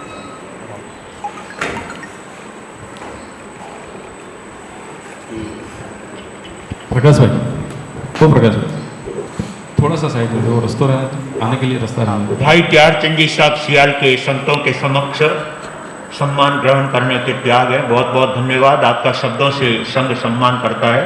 आपका श्री संघ के प्रति शब्दों से सम्मान करते हुए कहना चाहूँगा, धन्य धन्य हुए श्रीमान, धन्य धन्य हुए आज हम तो मिल गए सारे अंधियारे, आंखों को बड़ा सुकून आया जो आप हमारे द्वार बधारे। आपका कामरेज श्री संघ में बहुत बहुत हार्दिक स्वागत एवं सम्मान। श्रीमान मेघराज जी लोढ़ा मुंबई बड़ू से, श्रीमान मेघराज जी लोढ़ा मुंबई। विवेकराज लोढ़ा चैनराज जीवराज जी श्रीमान मेघराज जी लोढ़ा एवं श्रीमान जीवराज जी सा लोढ़ा मुंबई बड़ू से। श्रीमान मेघराज जी एवं श्रीमान जीवराज जी सा लोढ़ा पधारे। श्रीमान संघ का आतिथ्य सत्कार स्वीकार करें। श्रीमान आगे बढ़ाइए प्लीज। नागौर डिस्ट्रिक्ट में एक छोटा सा गांव है बड़ू, जो परम श्रद्धेय उपाध्याय प्रवर कन्हैयालाल जी महाराज साहब का बहुत प्रिय क्षेत्र, जहां के आप रहने वाले हैं और अभी मुंबई में निवास करते हैं। आपका व्यवसाय मुंबई में है। लोढ़ा परिवार बहुत समर्पित परिवार है, गुरु भक्त परिवार है। स्वागत की इसी कड़ी में भाई जीवराज साहब भी संतों के सन्मुख सम्मान नहीं लेते हैं। बहुत बहुत धन्यवाद आपको। आपका भी शब्दों से स्वागत करते हुए कहना चाहूँगा, हाथों में सुरभि चंदन है, हाथों में सुरभि चंदन है और पधारे हुए अतिथियों को हमारा कोटि कोटि वंदन है। आपका बहुत बहुत हार्दिक स्वागत श्रीमान। स्वागत की कड़ी में श्रीमान महावीर प्रसाद जी चौरड़िया मदनगंज से, श्रीमान महावीर प्रसाद जी चौरड़िया मदनगंज। भाई श्री मानक चंद जी साहब चौरड़िया के सुपुत्र हैं आप, महावीर प्रसाद जी। बहुत अच्छे श्रद्धानिष्ठ श्रावक है, प्रतिदिन सामयिक की आराधना करते हैं। आपके पिताजी, आपके माताजी परम गुरु भक्त श्रावक थे। गुरुदेव के प्रति अनन्य श्रद्धा और भक्ति थी उनकी। पीछे पुत्र भी उन्हीं पद चिन्हों पर चलते हुए समय समय पर गुरुदेवों के दर्शन के लिए आते हैं और अपनी सुंदर भावनाओं का परिचय देते हैं। स्वागत की कड़ी में श्रीमान हर्ष कुमार जी सुराणा बेंगलोर से, श्रीमान हर्ष कुमार जी सुराणा बेंगलोर। भाई हर्ष सुराना मूलतः जोधपुर के रहने वाले हैं, बेंगलोर में निवास करते हैं। सोजत सिटी का मूलतः सोजत सिटी से हैं और बहुत अच्छे स्वाध्यायी हैं। इस उम्र में भी आपको धर्म के प्रति अनन्य लगाव है। आप भी एक स्वाध्यायी बंधु है और संतों के साथ बैठ करके घंटों तक स्वाध्याय करते हैं और खूब अच्छी धर्म भावना है। हमारा राजाजी नगर चातुर्मास था, तब भी उस समय तो आप छोटे थे, फिर भी संतों के प्रति आपकी भक्ति और धर्म आराधना के प्रति आपका लगाव प्रशंसनीय है। आगे श्रीमान भिखम चंद जी पटेवरा खेड़ ब्रह्मा से, श्रीमान भिखम चंद जी सा पटेवरा खेड़ ब्रह्मा। इधर देखो भाई भीकम चंद जी साहब भटेवरा कोशीथल निवासी हैं और खेड़ ब्रह्मा रहते हैं। आपके पिताजी कुंदनमल जी बहुत सेवाभावी थे। आपका भी पूरा परिवार धर्मनिष्ठ परिवार है। आप भी संतों के सामने सम्मान ग्रहण नहीं करते हैं, आपका शब्दों के द्वारा सम्मान है। आपका भी बहुत बहुत कामरेज स्टेशन में हार्दिक स्वागत सम्मान श्रीमान साहब। श्रीमान हितेश जी साकरिया सांडेराव, श्रीमान हितेश जी साकरिया। सन हितेश जी का नाम बोल हितेश जी साकरिया। आप नाम में कुछ सांडेराव के साकरिया परिवार गुरुदेव के प्रति परम श्रद्धा और भक्ति रखने वाले हैं। यहाँ पर मोहनलाल जी भीमराज जी साकरिया कला मंदिर ज्वेलर्स, जिनका इस चातुर्मास में बहुत बड़ा सहयोग है, ऐसे साकरिया परिवार के आप सदस्य हैं। बहुत बहुत धन्यवाद। हमारे बीच व्यारा से श्री बहुमंडल पधारे हुए हैं। सर जी व्यारा से श्री बहुमंडल, इसमें अध्यक्ष एवं मंत्री अगर जो भी हो आप पधारे हुए तो आगे बढ़ा जाए आपके विहार संघ से। गौमंडल की कोई अध्यक्ष या मंत्री हो तो उनका संग सम्मान करना चाहता है। बोले सब अध्यक्ष है, सब मंत्री है। बहुत बहुत धन्यवाद, सभी का शब्दों से सम्मान है। बहुत बहुत धन्यवाद। आज की धर्म सभा में उपस्थित अतिथियों के द्वारा श्रीमान अशोक कुमार जी पोखरणा भीम उनकी तरफ से 1100 रुपये की राशि इसी सबको प्राप्त हो रही है। उसी क्रम में श्रीमान प्यारचंद जी सीआर मुंबई सालोर, श्रीमान प्यारचंद जी सीआर मुंबई सालोर से उनकी तरफ से भी 1100 रुपये की राशि इसी सबको प्राप्त हो रही है। श्रीमान महावीर प्रसाद जी चौरड़िया मदनगंज से उनकी तरफ से भी 1100 रुपये की राशि इसी सबको प्राप्त हो रही है। श्रीमान अशोक आशीष पोखरणा भीम से अशोक जी आशीष कुमार जी पोखरणा भीम से उनकी तरफ से भी 1100 रुपये की राशि श्री संघ को प्राप्त हो रही है। आप सभी का कांग्रेस श्री संघ की ओर से बहुत बहुत हार्दिक धन्यवाद। हमारे चारों महीने प्रवचन पश्चात की प्रभावना के लाभार्थी है श्रीमान मोहन लाली साहब भीमराज जी साहब साकरिया परिवार सांडेराव कला मंदिर ज्वेलर्स कोसंबा सूरत एवं आज प्रवचन पश्चात की प्रभावना में श्रीमान मेघराज जी विमल जी श्री जीवराज जी श्री अभिलेश जी लोढ़ा बड़ू उनकी तरफ से भी आज के प्रवचन पश्चात की प्रभावना के लाभार्थी बनी है। आप दोनों ही परिवार का बहुत बहुत हार्दिक धन्यवाद। हमारे चारों महीने मीडिया लाभार्थी परिवार श्रीमान सुरेश कुमार जी साहब जीवन जी साहब दिलीप कुमार जी साहब बाबिल परिवार सायन कामरेज रासमें। बंधुओं, बहुत प्रसन्नता की बात है, पर्यूषण के बाद भी अपने यहाँ पर बहुत अच्छी उपस्थिति है और सभी को चातुर्मास का पूरा भव्य रूप से आनंद लेना है। और प्रसन्नता तो तब होती है जब हमारे ट्रस्ट मंडल के अध्यक्ष भाई जीवन जी सामयिक की मुद्रा में बैठते हैं। इधर चातुर्मास समिति के अध्यक्ष भाई श्री दिनेश जी पोखरणा सामयिक करके बैठते हैं। ये अपने आप में बहुत गौरव की बात है संघ के लिए। संघ के पदाधिकारी भी सामयिक के साथ जुड़ने का प्रयास करें। एक सामयिक में कितना टाइम लगता है। अभी आज आपने सामयिक की वर्णन सुना है, सामयिक का उल्लेख सुना है, सामयिक का महत्व सुना है। ऐसे सामयिक की आराधना करके अपनी आत्मा को पावन बनाना चाहिए। यही पाथे हमारे साथ में चलने वाला है। संतों का हमेशा यही संदेश रहेगा। सभी भाग्यशाली चातुर्मास को धर्म ध्यान पूर्वक तप त्याग पूर्वक संपन्न करने का भाव रखेंगे। अब अपने सामने 2 मिनट के लिए भाई अशोक जी पोखरणा अपने भाव शब्द रखना चाहते हैं। अशोक जी साहब पोखरणा।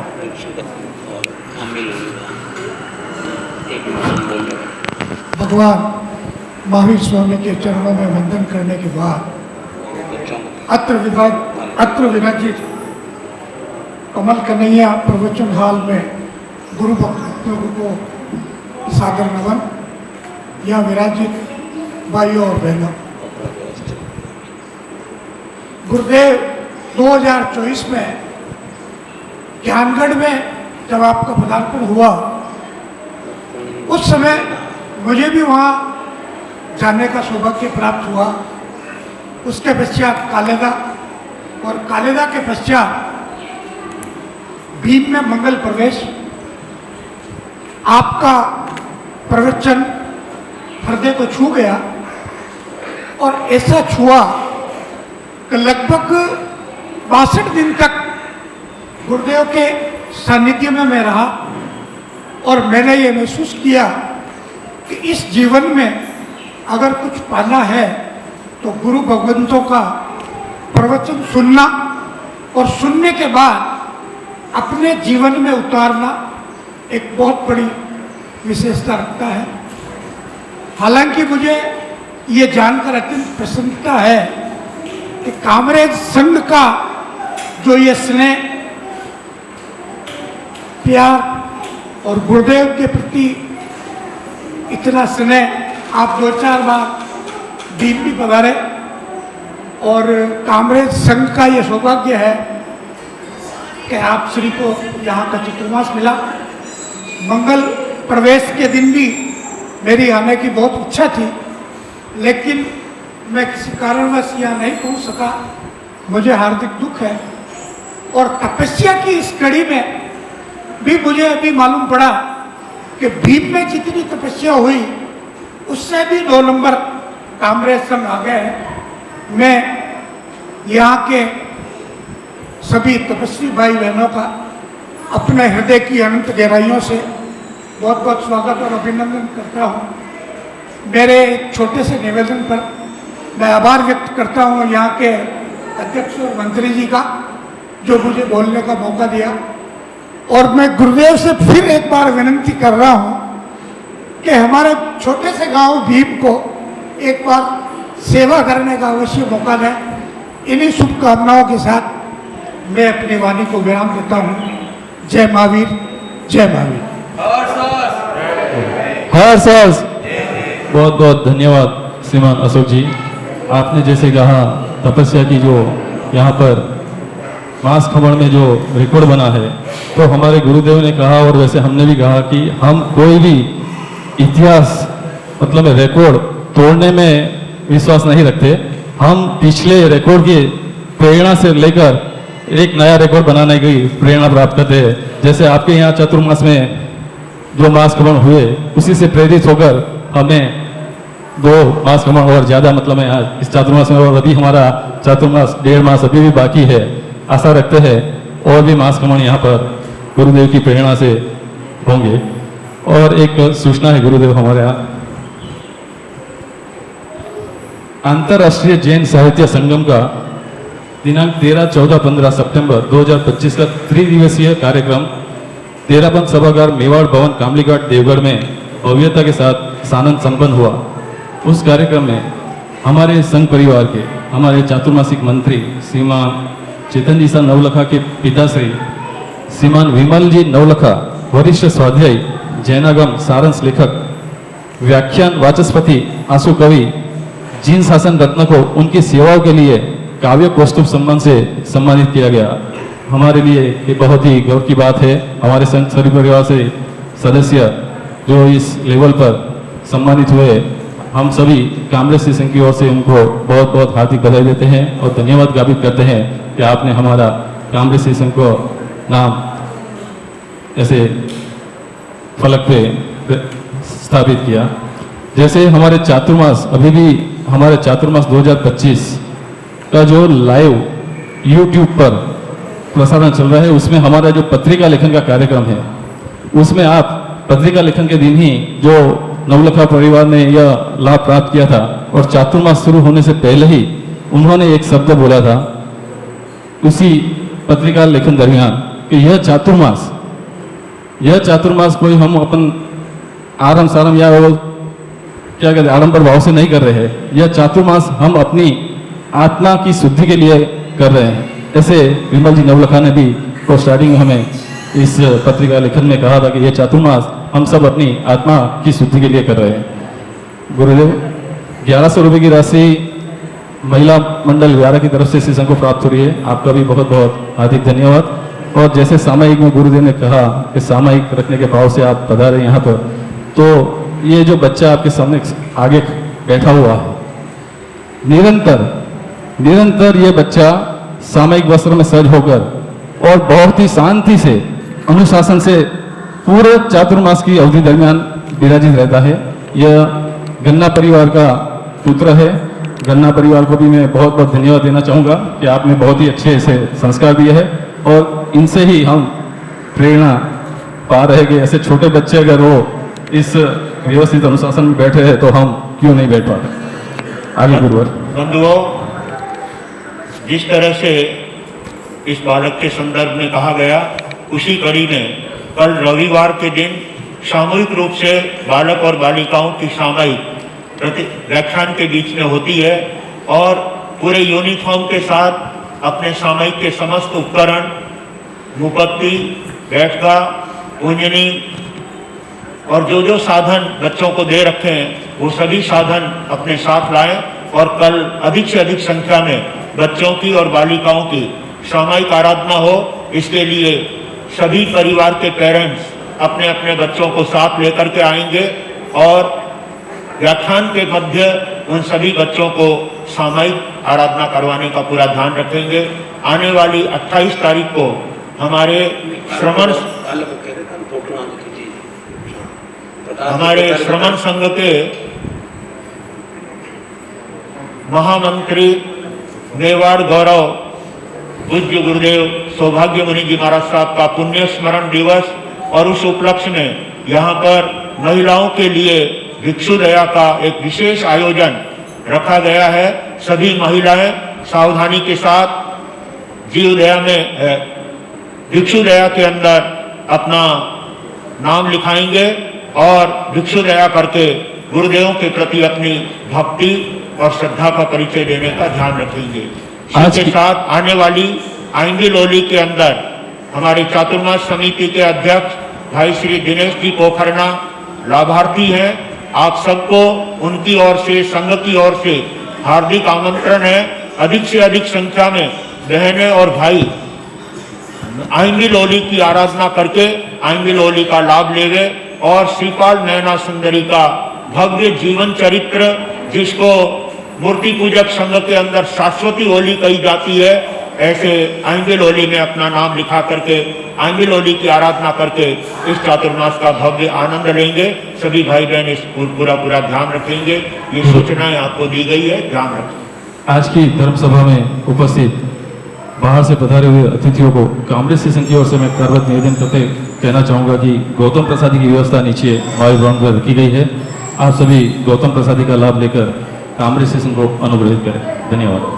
जय जय जिन शासन का चंद, जय जय प्यारा देखा नंद, आरती उतारे भक्ति दीप धरे, धरा गगन पुलकित प्रकृति का, कण कण तुम पर हर्षे है। नित नित वीक्षित नव कुसुमों का पराग तुम पर वर्षे है। चंदो मुलक मुलक मुलकांत, सूरज कण कण में दमकांत, आरती उतारे भक्ति दीप धरे, पाकर तुमको धन्य धरा जिन शासन गौरवशाली है।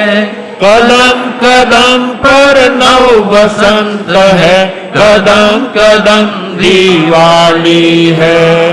पाकर दर्शन सब हर शांत, जय जय त्रिभुवन पूजित शांत, आरती उतारे भक्ति दीप धरे। जनक किशोरी के सुत पर यह त्रिभुवन आज निछावर है। अम्बा गुरुवर मंगल मूरत, समता साधक मुनिवर है। मौतिक शिष्य संत गुणवंत, सब जन धन धन शब्द वदंत, आरती उतारे भक्ति दीप धरे। फतेह नगर की पुण्य धरा पर पावन धाम महान है। स्वर्ग सिधारे जहाँ पर लाखों भक्तों के भगवान है। सेवा करते सुर नर वृंद, मिटते जन्म जन्म के द्वंद्व, आरती उतारे भक्ति दीप धरे। कीर्ति कंगना धारण करती, दसों दिशाएं हर्षित है। भक्त भ्रमर गुण कीर्तन विरचित, यश चरणों में गुंजित है। प्रतिपल वर्धित मुदानंद, जय जय अक्षय आनंद कांद, आरती उतारे भक्ति दीप धरे। आरती उतारे भक्ति दीप धरे आरती उतारे भक्ति दीप धरे। बोलिए मेवाड़ संघ शिरोमणि पूज्य प्रवर्तक गुरुदेव श्री अंबालाल जी महाराज साहब की जय हो। नाम तुम्हारा कमल कन्हैया अमर रहे इस लोक में परलोक में, इस लोक में परलोक में। जिन शासन के उपाध्याय तुम चले कहाँ, हमें छोड़ के, हमें छोड़ के। ओ जमुना के लाला दीन दयाला, शरण पड़ेगा तूने हर दुख टाला। नाम तुम्हारा कमल कन्हैया अमर रहे इस लोक में परलोक में, इस लोक में परलोक में। नमो अध्यायानम पद के धारी तुम, आगम के अनुयायी समता योगी तुम। सहनशीलता तुमने जग को दिखलाई, कष्ट हरे दुखियों के करुणा उर आई। ओ करुणा के सागर भरो मेरा गागर, जग का अंधेरा मेटो कर दो उजाला। नाम तुम्हारा कमल कन्हैया अमर रहे इस लोक में परलोक में, इस लोक में परलोक में। आगम की नव रचना तेरे मन भाई, धर्म ध्वजा आबू पर्वत पर फहराई। शरणागत ने आकर यहाँ शरण पाई, ज्ञान ध्यान शिक्षा की बातें सिखलाई। ओ गोविंद के लाला परहित वाला, दीन दुखी का तू ही रखवाला। नाम तुम्हारा कमल कन्हैया अमर रहे इस लोक में परलोक में, इस लोक में परलोक में। विनय मुनि सा नहीं देखा सेवा भावी, तन मन अर्पण किया गुरु भक्ति माई। गुरु कमल आशीष दी गौतम ताई, संजय फूल सागर गुरु कृपा पाई। ओ शासन सितारा तू है प्राण प्यारा, अक्षय पुकारे झेलो वंदन हमारा। नाम तुम्हारा कमल कन्हैया अमर रहे इस लोक में परलोक में, इस लोक में परलोक में। अहिंसा के अवतार शासनपति श्रमण भगवान महावीर स्वामी की जय हो। श्रमण संघ की जय हो। आचार्य सम्राट परम श्रद्धेय पूज्य श्री आत्माराम जी महाराज साहब की जय हो। आचार्य सम्राट परम श्रद्धेय पूज्य श्री आनंद ऋषि जी महाराज साहब की जय हो। आचार्य सम्राट परम श्रद्धेय पूज्य श्री देवेंद्र मुनि जी महाराज साहब की जय हो। आचार्य सम्राट परम श्रद्धेय डॉक्टर शिव मुनि जी महाराज साहब की जय हो।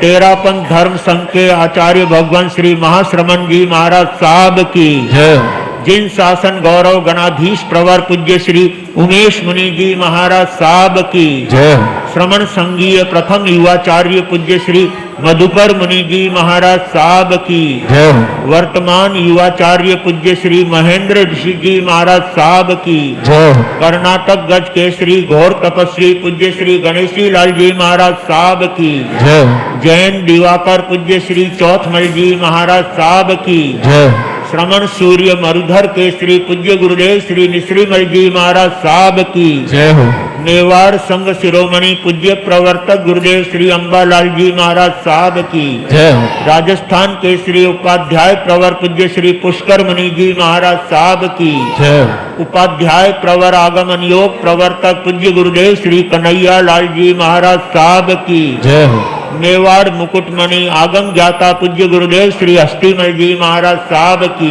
जय हो मेवाड़ प्रवर्तक पूज्य गुरुदेव श्री मगन मुनि जी महाराज साहब की जय हो अहिंसा दिवाकर शेरे राजस्थान लोकमान्य वरिष्ठ प्रवर्तक पूज्य श्री रूपचंद जी महाराज साहब की जय हो श्रमण संघीय महामंत्री मेवाड़ गौरव पूज्य गुरुदेव श्री सौभाग्य मुनि जी महाराज साहब की जय हो मेवाड़ प्रवर्तक भोले बाबा पूज्य गुरुदेव श्री मदन मुनि जी महाराज साहब की जय हो महाराष्ट्र प्रवर्तक पूज्य श्री कुंदन ऋषि जी महाराज साहब की जय हो मारवाड़ प्रवर्तक पूज्य श्री शुकन मुनि जी महाराज साहब की जय हो उप प्रवर्तक आगम प्रभावक कमलकुल दिवाकर पूज्य श्री विनय मुनि जी महाराज साहब की जय हो। उप प्रवर्तक मधुर व्याख्यानी प्रवचन गज के श्री परम पूज्य गुरुदेव श्री गौतम मुनि जी महाराज साहब की। उप प्रवर्तक मेवाड़ भास्कर श्री कोमल मुनि जी महाराज साहब की। तपोकेसरी श्री संजय मुनि जी महाराज साहब की। तत्व चिंतक श्री सागर मुनि जी महाराज साहब की। नव दीक्षित श्री चैतन्य मुनि जी महाराज साहब की। राजस्थान श्रेणी परम पूज्य गुरुणी मैया श्री प्रेमवती जी महाराज साहब की। सभी साधु संतों की आज के आनंद की। कल का प्रवचन व्याख्यान तेरापंथ सभा भवन में रहेगा। सभी भाग्यशाली वहां पर लाभ लेने का पूरा ध्यान रखेंगे।